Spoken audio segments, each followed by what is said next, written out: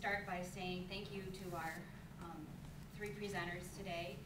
I received these before Thanksgiving, so I read them a while ago and actually made my notes back then too, and revisited them this morning, and then was happy to hear some more. So my comments mostly reflect what was in the paper, some of which you may or may not have heard today, just to make sure we're on that. I think across these papers, part of my job is to look what happened across these papers and what do we learn from that.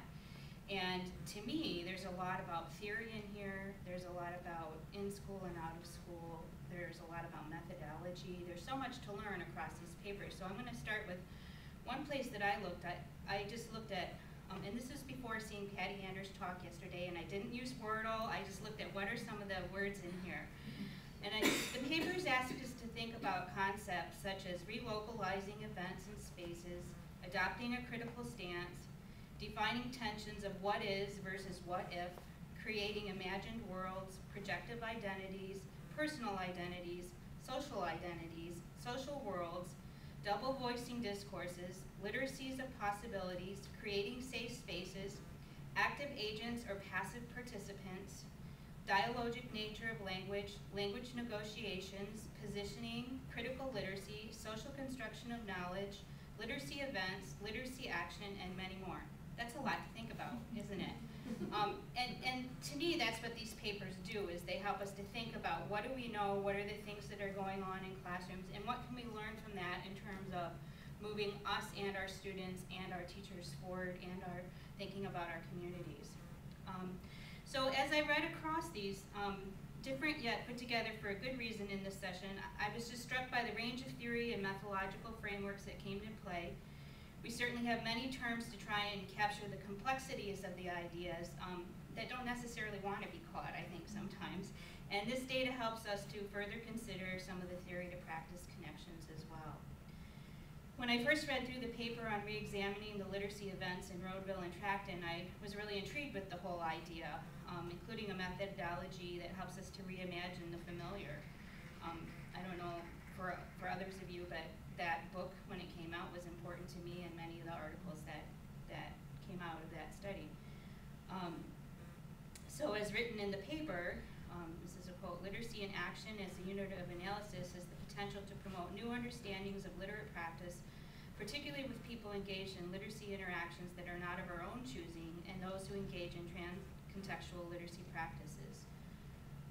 And I was particularly intrigued with this one too, of also thinking about how far have we come since that study, where are we now, and even the concept, as you pointed out, of what's local, and how do we think about local in the technology world that we're living in which some of these presentations are going to go on YouTube, I understand. So where do we go with all kinds of things?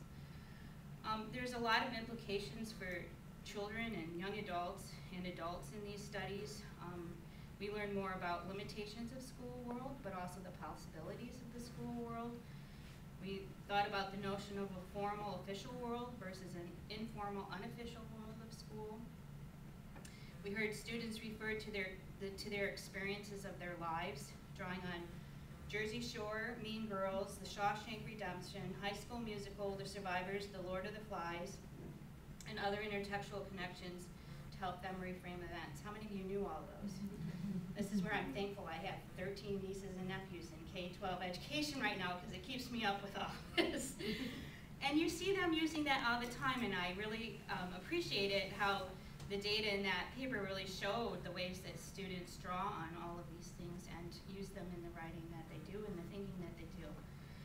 The events in which they participated also indicated areas of transformation, and I'm quoting from the first paper where Laura noted, writing the script gave me a more critical eye for the world around me. Things that were serious now seem humorous to me. Laura, therefore, used her script to critique issues of power and control in her school, but key to this study is the role of Mr. N's safe spaces and focusing on critical stance that allowed some of these activities to happen. And the possibility of remaking, as Mr. N noted in his interview that was quoted in the presentation as well. These literacy rules extended into communities, into concepts of stories surrounding the lives of the students and the communities in which they live. personal experiences, out-of-school literacy events, out-of-school literacy purposes, adults' reasons for writing, children's reasons for writing, and so forth, all played a role in how literacy was being defined and enacted in these studies. And drawing from the middle paper, an important part there was stated, in other words, the boys composed the text of their lives, both orally and through the writing and readings, declaring their existence in the world as they themselves were shaped by the social codes and practices of these events. And I thought that was a pretty important point in there. So just to reflect, and I'm going to end with some questions for us to think through a little bit. Across the studies, we see reflections of growing and some well-established theories, even those in which a new methodology allows us to reimagine the familiar. Similarly, we see reflections of community and out-of-school lives reflected within school lives. We see many instances of choice and power, thoughtful action, or positioned reactions. That is, we have a pretty good sense of the theory and social worlds of these students from the data that is coming out of it, but there still seems to be a question that is lurking. What do we do about this? So many years after Heath's original study, where are we? With new policies such as Common Core, there are opportunities we can take advantage of instead of just criticizing. There's different ways to go about that. We can think of the different ways that we think of the many challenges ahead of us and thinking about disciplinary learning, argumentation, all kinds of areas to consider. But I also think about the preschoolers I'm around who take this iPad I have and open it up as a 2-year-old and know how to go to the page with apps that are theirs and can play games, and their lives are so different. They're different than the lives that the literacy of Shirley Bright Heath then, and much different, I think, from a lot of the things that we see in school and the kinds of literacy that is occurring there. And so I think we need to keep thinking about that part as well. So I'll end with a few questions. And these are things I think a lot of us think about all the time. So I'm just going to raise them because they came up to me as I read. What counts as reading and writing? How do teachers help facilitate language and knowledge across these multiple worlds? What choices do students and adults have in their literacy practices? What issues of power continually play out in how children and adults represent their ideas in literate forms? What does this all mean if we move from middle-class schools to schools in urban settings with high number of students getting free lunch? How do we transform teaching in ways that address and privilege these many worlds of children, young adults, and adults?